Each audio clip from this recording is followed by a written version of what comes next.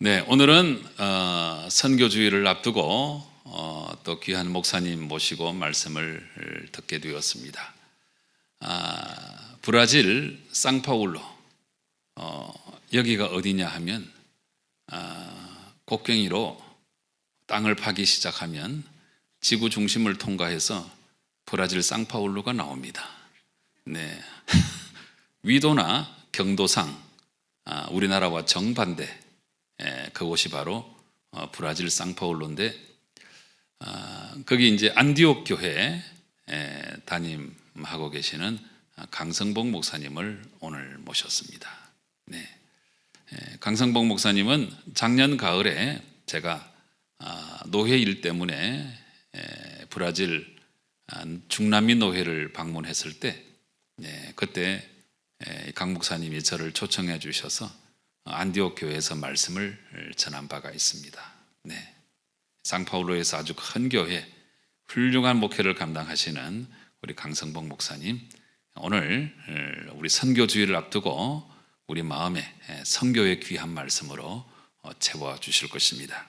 오늘 사도행전 1장 8절 이 말씀을 가지고 내 증인이 되리라 하는 제목으로 말씀 전해 주실 텐데 여러분 큰 은혜 받으시기 바랍니다. 목사님 나오실 때 큰 박수로 환영해 주시기 바랍니다.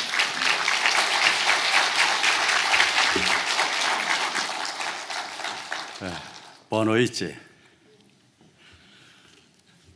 봉지야 하면은 아침 인사고요. 보아따리지 하면은 낮에 인사고, 보아노이지 하면은 저녁 인사입니다. 아마 여러분이 그건 잘 알 거예요. 따봉. 구미교회가 따봉이더라고요. 아까 말씀하셨듯이 우리 김대동 목사님은 저하고 맨 처음에 만난 거는 세문안 교회에서 만났습니다. 제가 교육 전도사로 있을 때에 부목사님으로 계셨고, 아까 말씀하신 대로 제가 이제 브라질에 있을 때에 강동노회 노회장, 부회장, 서기님이 오신다고 명단이 왔더라고요. 딱 보니까 거기에 김대동 목사님 이름이 딱 들어가 있어요. 얼마나 반가웠는지, 얼마나 좋았는지. 그래서 다른 교회에서 채 가기 전에 이 목사님은 우리 교회에 오셔서 말씀 증거해 줘야 됩니다. 아예 제가 그냥 못 박아놓고 노회장님과 서기한테 말해가지고 저희 교회 와서 이제 말씀을 전해주셨는데, 그때 참 저희 교회가 힘들었어요. 작년에 저희 교회를 팔고 더 큰 한국 학교로 이사 갔으면 참 좋겠다, 가자는 편과 가지 말자는 편이 나눠져 가지고 한참 이 마음에 상처를 입고 있을 때에 목사님 오셔서 위로의 말씀을 얼마나 잘 해주셨는지 우리 성들이 큰 힘을 얻고 위로받고 지금은 정말 다 거의 치료받아서 아름답게 다시 다 세워져서 은혜롭게 잘 지내가고 있습니다.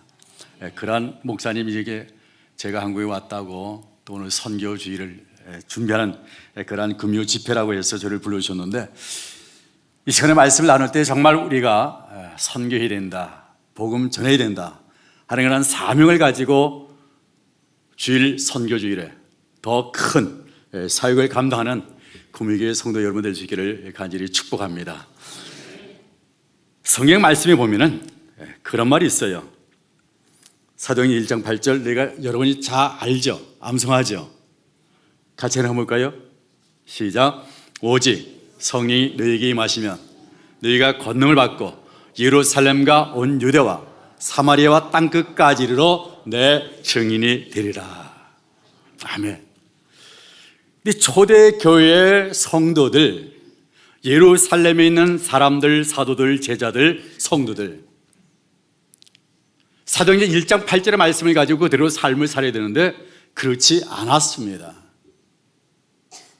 요즘 말대로 많은 사람들이 초대교회로 돌아가자 말을 참 많이 해요. 그렇잖아요? 근데 초대교회로 돌아가자던 그 자체 속에 조금 모순이 있는 것은 우리들끼리 재밌게 우리들끼리 친구하고 우리들끼리 먹고 마시고 우리끼리 좋았으면 좋다 하는 것이 초대교회에 있었던 많은 일들을 우리가 참 보게 됩니다. 왜요? 예루살렘과 온 유대와 사마리아 땅끝까지 가서 복음을 증거해야 되는데 초대교회 사람들은 어떻게 했어요? 예루살렘 그 제한 지역에서만 자기들끼리 좋아하고 자기들끼리 친교하고 자기들끼리 먹고 마시면서 그러한 시간을 보냈다는 사실을 우리가 보게 된다는 것입니다. 근데 이럴 때에 우리 하나님은 정말 기뻐하셨는가? 정말 좋아하셨는가? 그렇지 않았다는 거예요. 왜 내가 너희에게 성령을 부어주면 예루살렘과 온 유대와 사마리아 땅끝까지 가서 복음을 증거하면서 내 증인의 삶을 살아야 되는데 너희는 왜 예루살렘에서 여기서만 북치고 장구치고 있느냐는 거죠. 왜 너희끼리만 먹고 마시고 왜 너희끼리만. 그래서 초대교회에 어떤 일이 일어났는가? 스데반이 말씀을 증거할 때에 초대교회에 핍박이 일어나고 있었다는 사실을 우리가 발견하게 됩니다. 1장 8절 오직 성령이 너희에게 임하시면 너희가 권능을 받고 예루살렘과 유대와 사마리아 땅끝까지 이르러 내 증인이 되리라 했는데 그 말을 하지 않으니까 하나님께서 강건절에 개입하셔서 그 초대교회에 뭐가 일어나고 있어요? 핍박이 일어나게 되고 순교자가 나타나고 있다는 사실을 보게 됩니다. 누가 죽임을 당하여? 스데반이 말씀을 증거할 때에 많은 사람들이 마음의 찔림을 받지만은 그 화살을 누구에게 돌리냐? 스데반에게 돌렸어요. 말씀에 받아가지고 마음의 찔림을 받고 했으면은 자기 자신에게 돌려서 자기 자신이 회개하고 정말 하나님 앞에 온전히 설 수 있는 그러한 삶의 모습을 살아야 되는데 초대교회의 성도들 스데반의 말씀을 들을 때에 그때 화살을 누구에게 돌렸냐? 스데반에게 돌렸어요. 그래서 누가 죽습니까? 설교한 스데반이 죽는 그런 모습을 우리가 보게 된다는 것입니다. 많은 사람들이 이것은 그냥 설교를 해서 많은 사람들 마음을 아프게 해서 스데반이 순교를 당했다라고 이야기하지만 저는 그렇게 안 봅니다. 저는 그렇게 해석을 해요. 초대교회 성령이 너희에게 임하시면 예루살렘과 온 유대와 사마리아 땅끝까지 이르러 내 증인이 되리라 하신 이 말씀에 순종해야 되는데 자기들끼리 치고 먹고 마시니까 우리 하나님께서 강건조로 개입하셔서 스데반을 순교하고 초대교회를 핍박해서 어떻게 하고 있어요? 사도행전 8장 1절에 그 반대의 역사가 일어나고 있다는 사실을 우리가 보게 됩니다. 어떻게 해요? 온 땅으로 제자들이 흩어졌다. 무슨 일이 있고 나서 스데반의 순교 사건을 통해서 하나님이 복음을 온 땅 끝까지 전하겠는데 그냥 자기들끼리 먹고 마시고 여기가 좋사오니 하면서 예루살렘에서만 멈춰 있으니까 하나님께서 강건적으로 자신이 뜻했던 자신이 목적했던 온 땅으로 사람을 파송하고 보냈던 그런 모습을 우리가 보게 된다라는 말입니다. 이 말을 우리가 쉽게 얘기하면 우리 금이교회 참 좋아요. 따봉이잖아요. 우리끼리 먹고 마시고 즐거우면 된다 안 된다? 안 된다는 거예요. 우리가 좋사오니 우리 목사님 말씀 우리만 받고 우리만 좋아하고 우리만 복받고 우리만 은혜 가운데 삶을 살자 하면 되겠느냐? 안 된다는 거죠. 뭐 해야 된다고요? 나가서 복음을 증거해야 된다는 거예요. 나가서 복음을 증거해야 그래야 하나님의 뜻이 온전히 이루어지고 성령이 너희 가운데 임한 그 목적이 온전하게 이루어진다는 사실을 우리 가운데 알려주고 있는 것입니다. 이번 주일날 선교 주일이고 오늘 그것을 미리 말씀을 읽어서 집회하는 금요 심야 기도라는 사실을 제가 아는데 오늘 이곳에 나온 여러분 정말 내가 예수 믿고 하나님을 믿고 말씀을 듣고 성령을 내가 받았으면 이제 여기에서 멈춰서서는 아니 된다는 것이에요. 내 자신만 은혜 받고 내 자신만 복을 받고 내 자신만 여기가 좋사오니 하면서 할 때 하나님께서는 어떻게 하시냐? 하나님의 뜻을 이루기 위해서 강건으로 개입하고 있다는 사실을 우리는 볼 수 있어야 됩니다. 하나님의 뜻은 뭐예요? 땅끝까지 이르러 내 증인이 되리라. 이 말씀을 우리 가운데 들려주고 있어요. 저와 여러분이 해야 할 일이 무엇이냐? 우리는 반드시 복음을 증거하며 삶을 사시는 그러한 모습의 삶을 살아야 된다. 주변에 죽어가는 사람이 많은데 죽음에 예수 믿지 못하는 사람이 많은데 아직까지도 하나님의 은혜를 알지 못하고 십자가의 보혈을 뜻을 모르고 죽어가는 성도가 많은데, 우리끼리, 우리 구미교회, 우리 성도들만 재미있게 즐겁게 먹고 마시자 하면은 하나님께서 강건조를 개입한다. 어떤 개입이에요? 하나님이 어려움을 교회 속에 심어줄 수밖에 없다는 거예요. 왜? 그래서 뿔뿔이 터져서 각 곳에 온 땅에 흩어서 하나님의 말씀을 외치는 그런 사람들로 만들기 위해서. 그렇지 않기 위해서는 우리가 뭘 해야 된다고요? 하나님의 말씀을 받고 아멘, 내가 복음을 증거하겠습니다, 땅끝까지 가서 복음을 증거하는 나의 삶을 살겠습니다 할 수 있는 우리의 삶의 모습이 될 수 있어야 된다라는 사실입니다.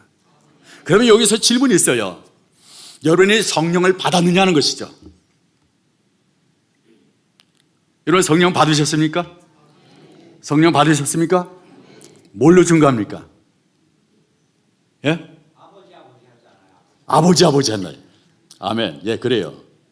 근데 고린도전서 12장 3절 말씀에 뭐라고 되어 있느냐면, 성령이 아닌 곳에는 예수를 뭐라 못한다? 주시라 할 수가 없다. 그러니 저와 여러분이 예수를 주라 고백하고 시인했다면 우리 속에 이미 누가 임하였다고요? 성령이 임하였다. 성령이 임하였다. 한번 따라해봅시다. 나에게는 성령님이 임재하셨습니다. 아멘. 성령이 임재했으면 사도행전 1장 8절의 말씀처럼 온 땅에 다니면서 복음을 증거하고 외쳐야 되는데, 여러분 얼마나 많이 복음을 외치고 선교하며 살고 있느냐. 제가 듣기는 전도도 많이 하고 선교도 많이 하고 있는 줄 알고 있어요. 그러나 우리가 선교주의를 맞이하고 아직까지도 성령을 받았는데 복음을 증거하지 못하고 나 혼자만의 안지맹이 신앙을 살고 있다면, 내가 성령 받았습니다, 내가 성령 받았습니다, 성령으로 말미암아 내가 권능을 받았습니다 했다면, 우리 자신들도 예루살렘과 온유대와 사마리아와 땅끝까지 이르러서 복음을 증거하시는 우리의 삶의 모습이 될 수 있어야 된다라는 사실입니다.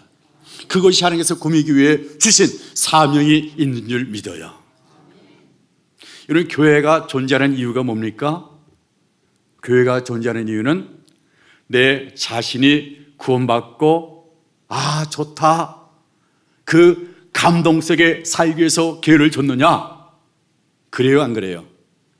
물론 그게 있겠지만 그건 일부분이고, 하나님께서 교회를 세워주신 이유는 생명을 낳는, 복음을 증거하고 더 많은 생명을 낳으시는 그러한 교회로 세우기 위해서 교회를 줬다. 그 다음에 우리가 우리 성령을 부으셨다. 이 성령 가지고 나가서 삶을 사시는 저와 여러분의 삶의 모습이 될 수 있어야 된다라는 사실입니다.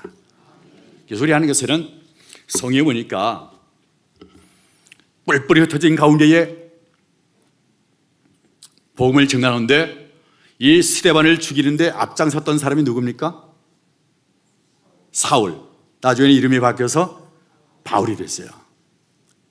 이 바울이 정말 핍박하는데 또 하루도 핍박하러 가는 순간에 다메섹에서 누구를 만나요? 예수 그리스도를 만납니다.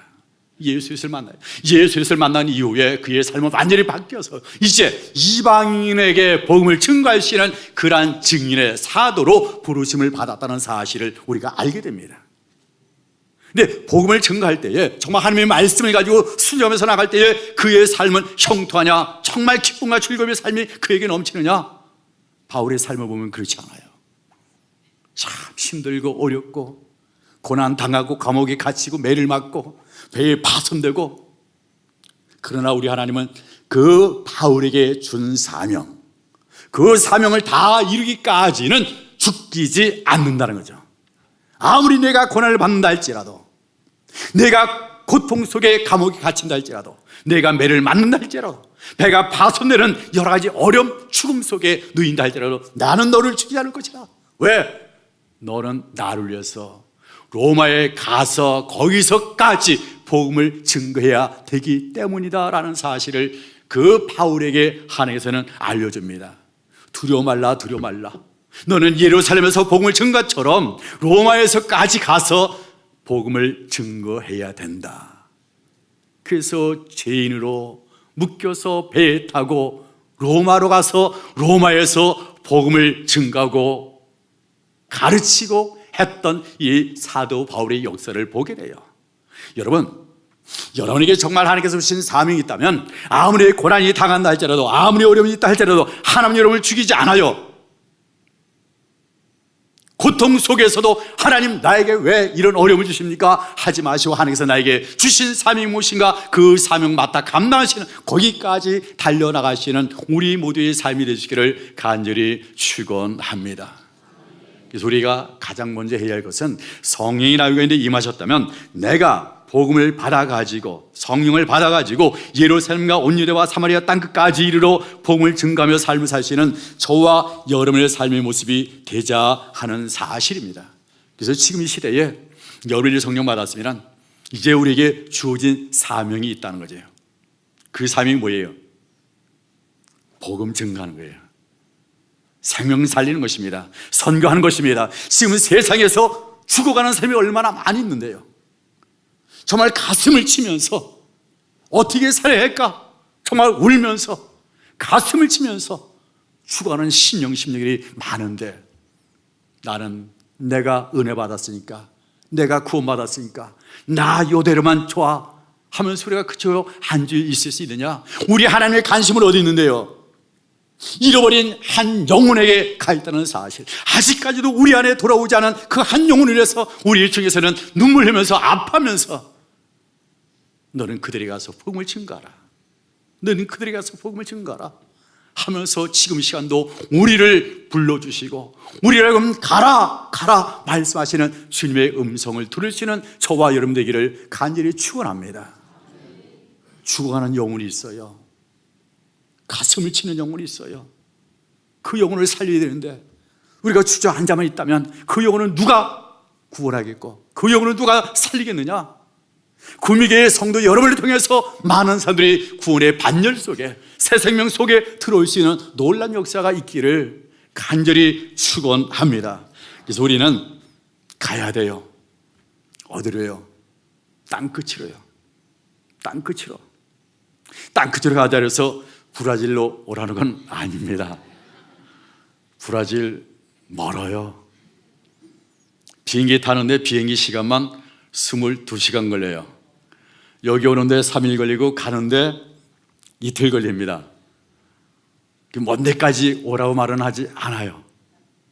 그러나 여러분 이 교회 주변에 이 성남시에 이 분당에 우리의 복음의 손길을 기다리는 사람이 많이 있다라는 것.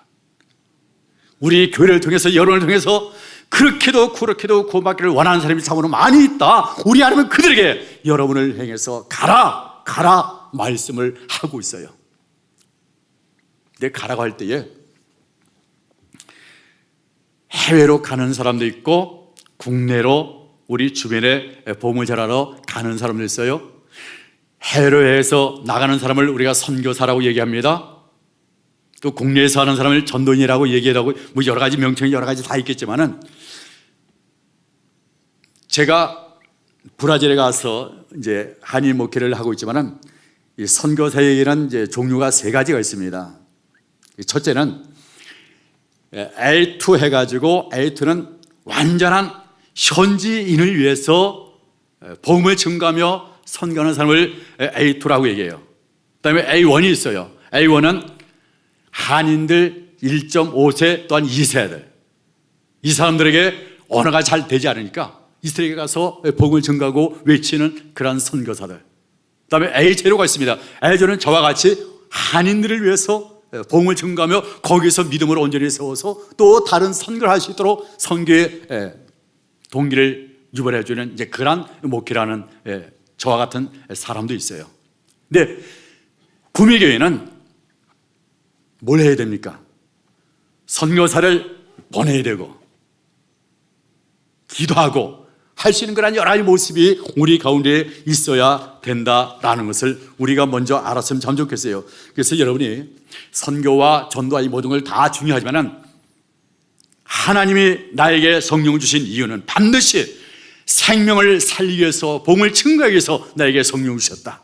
이 사명을 알고 붙잡고 나가시는 저와 여러분 되기를 간절히 축원합니다. 제가 브라질 갈 때에 저는 브라질 가려고 아직 생각도 안 했습니다. 생각도 안 했는데 한국에서 목회를 하려고 단임 목회를 찾고 있는 가운데에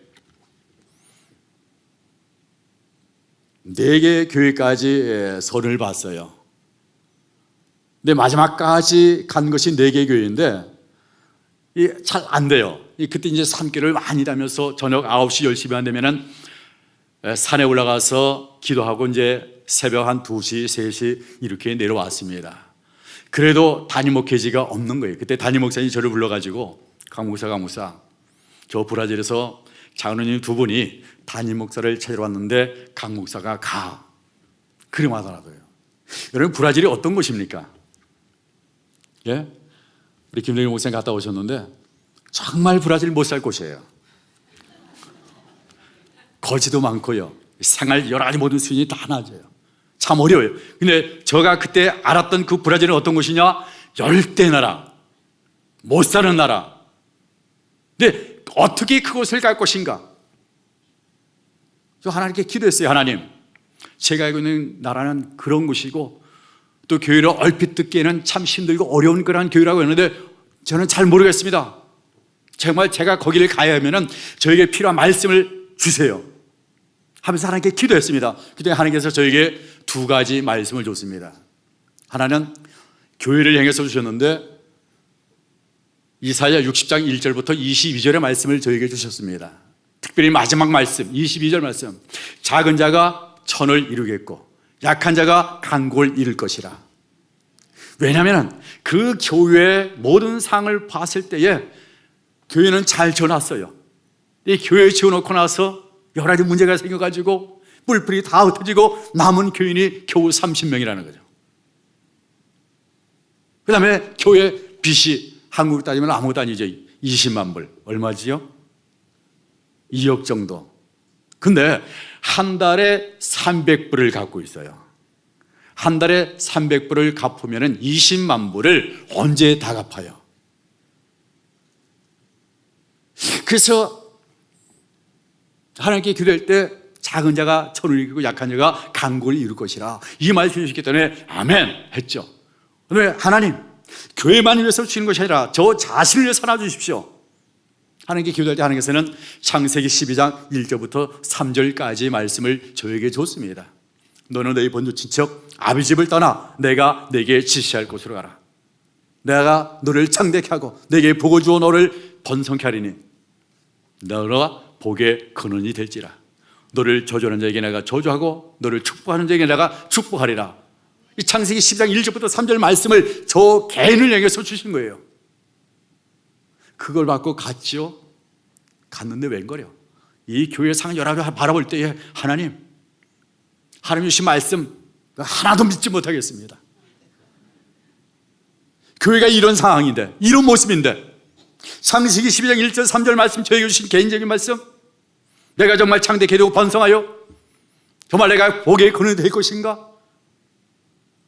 그리고 30여 명 남아있는데 주변에 다니면서 들어보니까 이 죽을 교회, 죽은 교회, 다시 살아나지 못할 교회, 저 목사 분명하게 한국에서 무슨 문제를 일으키고 일로 도망왔을 거야.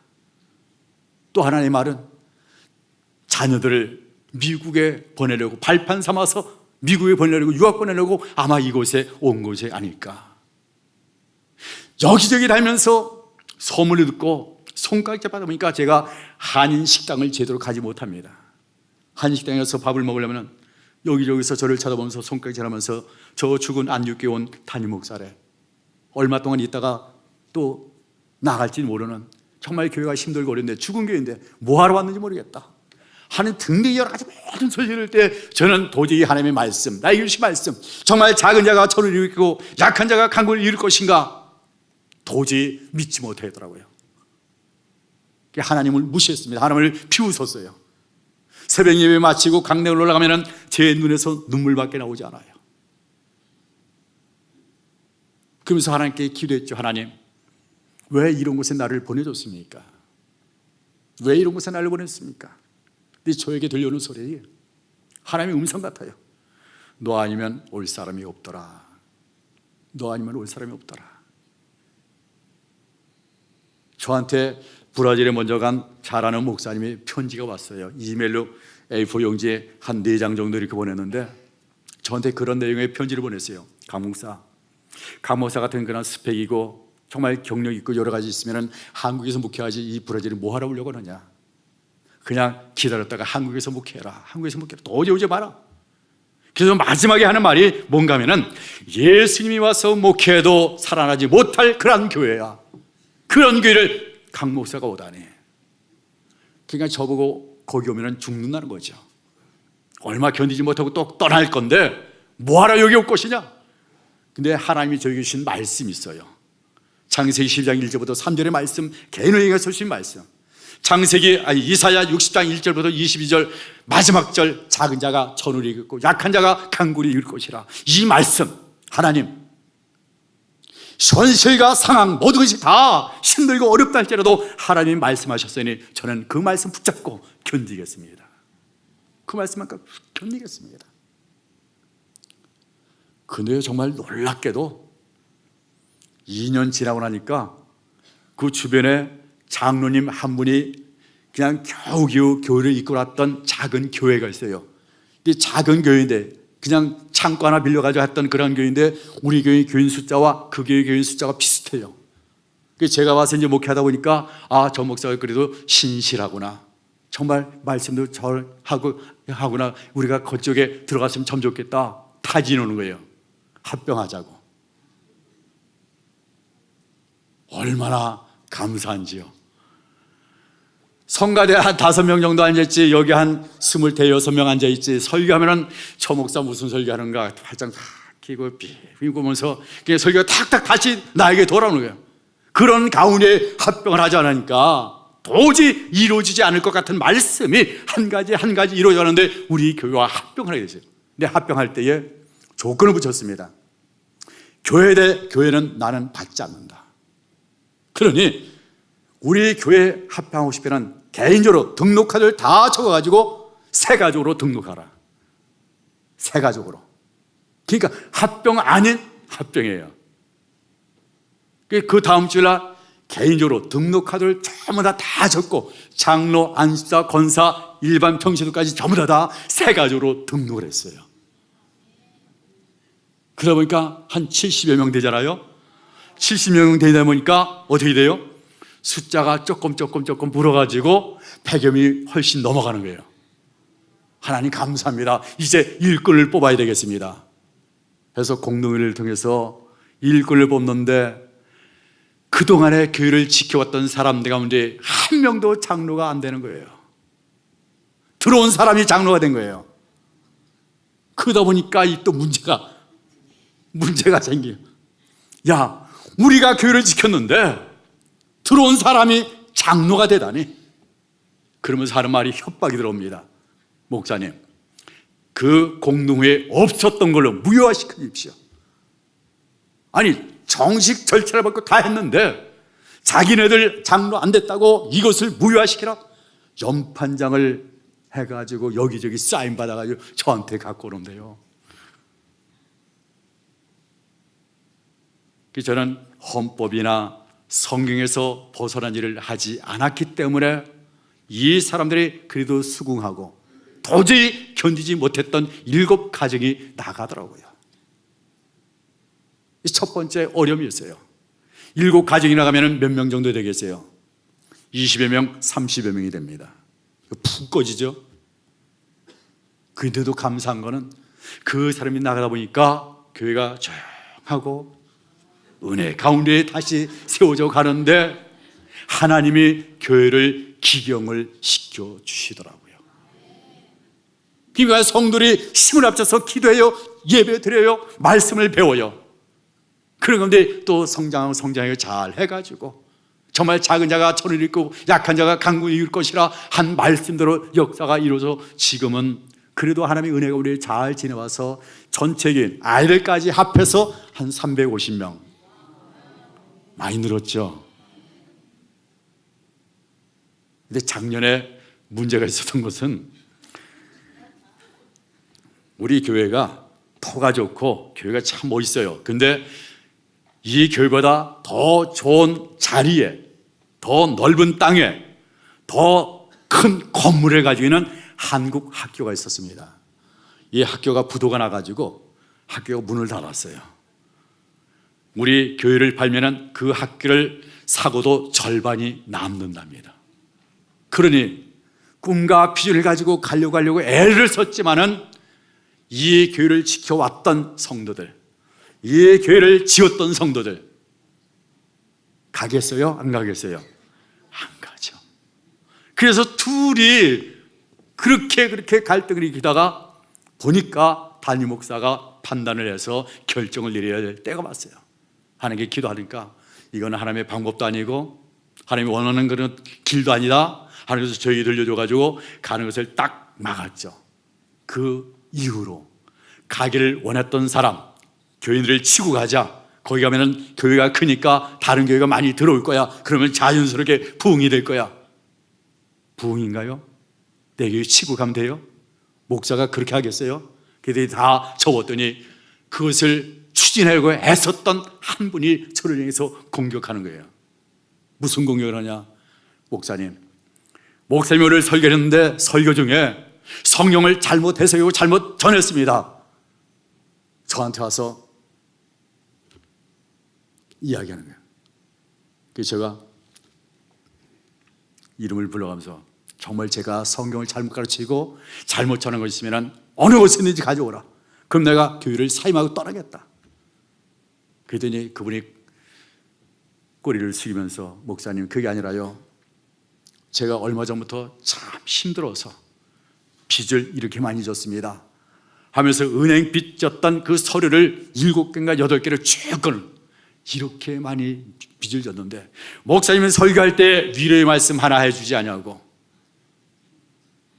그냥 말씀하고 있는데 위로받고 싶었습니다. 힘을 얻고 싶었습니다 라고 하는 거예요. 근데 그분이 어떤 분인가 하면 저하고 합병에 들어온 장로님이었어요. 이분이 저하고 열심히 해서 10년 동안 저를 얼마나 많이 도와줬는지 몰라요. 그분이 들어올 때 저에게 그런 말을 했어요. 목사님 지금 내가 참 힘들고 빚이 많은데 목사님을 통해서 복을 받길 원합니다. 그래서 제가 그 가게에 가서 매달 한 번씩 예배를 드리면서 축복하면서 기도했어요. 이제 정말 2년 3년 되다 보니까 그 가정 그 사업체에 복을 주는데 얼마나 수많은 복을 주는지 그 부인 권사님이 저에게 하는 말이 목사님 아까 김영희 목사 말씀하셨는데 30배, 60배, 100배의 축복이 있는데 우리에게는 그 이상입니다. 그 이상이라는. 그러니까 자녀들 가게를 다 차려주고 아파트 다 사주고 또 땅을 사고. 근데 신방을 하는데 어느 순간에 저를 조금 이상하게 생각하고 제 마음에 서운함감 들 정도의 이 행동과 말과 표현이 나타나더래요. 왜 그럴까? 근데 목사 마음에 왜 그럴까 이상하다 하면은 문제가 터지더라고요. 그 장로님 가게에 불이 나가지고 엄청난 손해를 본 거예요. 그러다 보니까 가게 또 직원들, 그러니까 어떻게 은행에 빚을 얻어가지고 그걸 갚고 해결해 나가는 그런 어려움을 당했다는. 그래서 장로님 얘기했죠. 장로님, 그렇다면 목사에게 성경을 잘못 가르쳤다, 해석을 잘못했다라고 말하지 말고 우리 상황이 이러니까, 우리 모습이 이러니까 위로의 말씀을 전했으면 참 좋겠습니다. 내가 어려우니까 나를 위해서 기도해 주세요 했으면 얼마나 좋았을까요? 하면서 제가 말했더니 그 장로님이 맞습니다. 목사님 제가 너무나 힘이 들어요. 너무나 어렵습니다. 그러니 저를 위해서 기도해 주세요 하는 거예요. 근데 그 장로님이 어떤 분이었는가 하면 그렇게 잘 되다 보니까 가게 하나를 차려가지고 그 가게에서 나오는 모든 이익금을 전체 다 교회에다 갖다 헌금을 하는 거예요. 교회 재정에 이걸 보태십시오. 그렇게 나오는 그 재정이 한 30% 이상이 되더라고요. 근데 그런 어려움을 당하다 보니까 여러 가지 힘들고 어렵죠. 그러니까 저한테 그런 말을 하는 거였어요.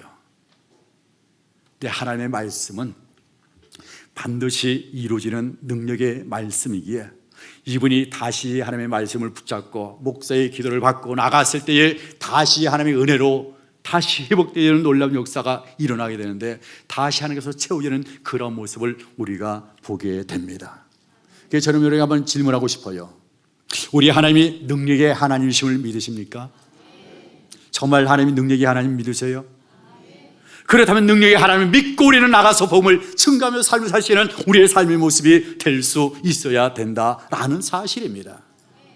능력의 하나님, 그 하나님 지금 어디 계세요? 예? 그래요. 우리 마음속에 나와 함께 하시고 지금 여기에 우리 하나님이 함께 하시면서 우리 모든 것을 다 바라보시면서 감찰하시면서 우리와 함께하고 동행하고 있다는 사실, 그 하나님 우리 가운데 말씀하시고 말씀하신 것을 다 이루시는데 때가 되면 반드시 이루시는 하나님의 능력의 역사가 우리 가운데 있다는 사실을 우리가 바라보게 됩니다. 우리가 복음을 전하면은 그때 당시에 정말 열매가 맺어지고 어떤 사람이 전도되고 그러면 얼마나 좋겠어요. 근데 아무리 가서 찔러도 아무리 가서 낚시질해도 아무리 끌어당겨도 오지 않을 때 좌절하고 절망할 때가 있습니다. 그러나 하나님의 말씀과 하나님의 말씀에는 때가 있고 정해진 기한이 있어서 내가 지금 가서 복음을 전한다 할지라도 지금 당장 열매를 얻지 못한다 할지라도 하나님 그 사람에게 정한 때가 있다면 그 사람을 반드시 구원해 주실 때에 구원시켜 주시고 전도의 열매로 함께 예배할 수 있는 하나님의 자녀로 세워 주실 줄로 믿습니다. 그 하나님이 누구의 하나님이에요? 바로 나의 하나님이십니다. 바로 여러분의 하나님이셔요. 그 하나님은 지금 이 순간도 우리에게 바라고 원하는 것은 내 말씀을 믿고 내 약속을 믿고 내 능력을 믿고 너희는 나가서 복음을 증거하라. 그 뒤에 모든 것은 내가 책임지겠다, 내가 열매를 맺겠다 하면서 우리를 하여금 나가서 복음을 증거하라 말씀하시는 그 말씀을 우리는 순종하면서 나가시는 우리의 삶의 모습이 될 수 있어야 되는 것입니다. 전 브라질에 가서 그 목요일하고 토요일이 회라예요. 회라가 뭔가 하면 시장이, 한국의 5일장이라든지 7일장 같은 그런 장이 서요. 그 장이 설 때마다 나가서 복음을 전했어요. 정말 복음을 전하면서 교회의 전도지를 가지고 나가서 복음을 전하면서 그 시장 내려다니면서. 그렇다고 해서 전도가 됩니까? 잘 안 돼요. 잘 안 돼요. 근데 어느 순간에 보니까 목사님이 그때 전도지 그 사람 내가 그때 받았습니다. 그것을 읽고 기도하다가 이제 왔습니다 하는 분도 있고요. 우리 교회 오지 않았지만은 또 다른 교회 가서 믿음의 삶을 사는 그런 사람도 있다는 사실을 또한 발견하게 됩니다. 그래서 우리는 아까 목사님 말씀, 내를 얻든지 못 얻든지 우리는 뭐 해야 된다? 복음을 증가하며 살 수 있는 우리의 삶의 모습이 될 수 있어야 된다라는 사실입니다. 여러분, 브라질 좋아요, 나빠요? 브라질 살기 참 힘들어요. 치안이 너무 힘들어가지고 1년에 한인들이 권총 맞아서 죽는 경우가 한 5명, 6명 정도 됩니다. 우리 차를 타고 가다 건널목에 신호등 딱 가면 서 있잖아요. 그때 와서 유리를 깨고 가방을 가져가는 사람이 있는가 하면, 자전거를 타고 가다가 핸드폰, 백, 목걸이 팍팍 채가는 경우. 저도 지난 3월 달에, 저는 그동안은 아무리 보고 다녀도 채가지 않더니만 내일이 내 생일이에요. 토요일 날 권사님들이 내 식사를 준비한다 해서 권사님들에게 식사를 제공하려고 식당을 가는데 제가 길거리 가면서 핸드폰 보면서 갔어요. 근데 어느 순간에 자전거 타고 와서 뒤에서 오더니 그냥 팍 채가는 거예요. 따라갈 수 있을까요, 없을까요? 쫓아가면 제가 오히려 더 화를 당해요. 치안이 그렇죠.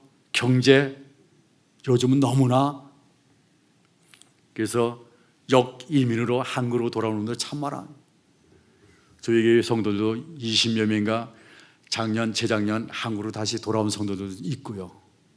그러니까 여러 가지 힘들고 어려움이 있지만 그래도 우리에게 주어진 사명은 뭐예요? 복음을 증거하는. 그래서 브라질 안디옥교회는 뭐예요? 이방인의 교회로 선교를 하는 최초의 교회였다는 사실을 우리가 알면서 우리도 해야 할 것이 뭐냐? 복음을 증거하는 그 사명을 우리가 감당해야 된다 하면서 우리가 하는 그 선교는 여러 가지가 있어요. 선교 현장에 보내서 전도하고 집회를 해주면서 선교하는 것도 있지만은, 또한 선교비를 지원해서 선교하는 것도 있지만은, 우리가 집중적으로 하는 것은 뭔가면은 교육 선교를 하고 있습니다. 교육 선교가 뭔가면은 브라질 신학생들을 우리가 학비를 지원해주고 교통비를 지원해주고 우리 교회 와서 토요일날 와서 청년들과 활동하라고, 그 다음에 호텔을 제공해주고 호텔에서 자고 주일날 아침에 또 교회 와서 봉사하며 섬기면서 배우기 익혀라. 그러나서 졸업하면 목산서 받고 또 선교 현장에 가서 복음을 증가하면 얼마나 좋겠는가 하면서 저희가 하는 것은 교육 선교입니다. 왜냐하면 한인들이 나가 있는 선교사를 참으로 많이 있어요. 이 선교사들 열심히 합니다. 열심히 해요. 그러나 또 그렇지 못한 선교사들이 있어요. 이 양면을 다 보면서 한인들 선교사를 파송했다는 그 선교사를 지원했다는 걸 저희는 끊고 교육 선교를 통해서 현지인 교육시켜서 현지인을 목회한다면 얼마나 좋을까? 저희는 그렇게 하고 있지만 여러분은 선교사를 파송해야 됩니다. 한인이 나가서 선교하는 그 선교사도 얼마나 선교를 잘하는지 몰라요. 한국 그 사고와 그 신앙감과 그 믿음, 그 열정, 이건 어디 가도 뒤지지 않아요. 한국 선교사의 열정과 그 믿음과 그 여러 가지 모든 것을 가만히 보면 다른 나라의 선교사들이 도저히 따라오지 못할 정도의 열심을 가지고 하다 보니까 한인이 선교하는 선교 현장은 날로 부흥하고 있는 여러 가지 모습을 바라보게 됩니다. 그래서 여러분이 선교사를 파송했다면 지도해주고 또한 후원해주고 여러 가지 모든 것을 통해서 정말 생명을 얻을 수 있는 그러한 선교 현장이 되도록 하나님 그 선교사 붙잡으시고 인도해 주시고 늘 기도해 주시는 여러분 되기를 간절히 부탁을 드립니다. 그런가 하면은 이 지역에서 우리는 또 생명을 살리는 그러한 모습의 아름다운 전도인으로서 삶을 살아가시는 저와 여러분이 될 수 있어야 된다라는 사실. 그래서 오늘 선교 집회 우리는 한 가지만 알고 갔으면 참 좋겠습니다. 성령이 내 속에 있습니다. 하나님께서 바라시고 원하시는 성령을 나에게 부어주고 나로 하여금 예수 믿게 된 것은 나로 하여금 나만 먹고 잘 살게 주저앉아 있는 것이 아니라 나가서 외쳐라. 그래서 생명을 살려라.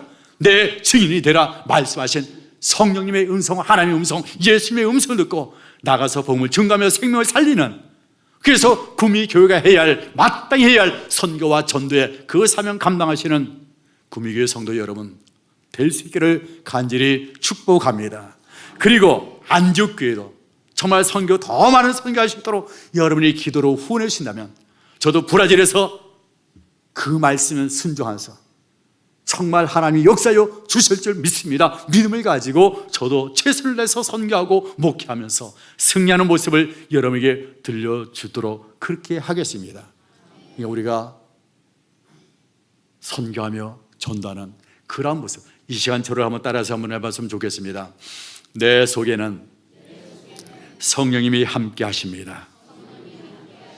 내가 권능을 받았습니다. 이제 선교하러 나가겠습니다. 복음 증가로 나가겠습니다. 나를 써 주옵소서. 아멘. 그런 분들 계시면 우리 손 들고 잠깐 기도하겠습니다. 아버지 하나님이여 감사합니다. 우리 모든 삶을 주관하시고 인도하시는 여호와 하나님께서 우리가 우리 성령을 주셨는데 성령이 너희에게 임하시면 너희가 권능을 받고 예루살렘과 온 유대와 사마리아와 땅끝까지 이르러 내 증인이 되라 하셨는데, 그 말씀에 불순종하여 주저앉아있는 모습은 아닙니까? 아버지 하나님의 초대의 교회 예루살렘 교회가 말씀을 증거하고 외치는데 가만히 앉아서 자기들끼리 먹고 마실 때에 하나님의 핍박이므로 온 땅의 제자들이 흩어지서 그때서야 하나님의 말씀대로 온 땅에 대해서 복음을 증거하며 외치며 선교의 발판이 됐던 모습을 바라보게 됩니다. 구미에게는 그런 일이 없도록 아버지 그 사전에 나에게 주신 성령의 힘입어 능력받고 나가서 복음을 증거하며 외치며 생명을 살리시는 우리 자신들 되시도록 역사하여 주시옵소서. 하나님이여, 나를 통해서 생명 살려 주옵소서. 내가 전도하기를 원합니다. 내가 선가를 원합니다. 다짐하는 우리 성도들 축복하여 주셔서 저들 가정과 사업장과 일터와 자녀 손들에게 놀란 은혜가, 놀란 하나님의 복이 차고 넘치는 전도인의 선교인의 삶이 되시도록 역사하여 주시옵소서. 감사하고 예수님 이름으로 간절히 기도하옵나이다. 아멘.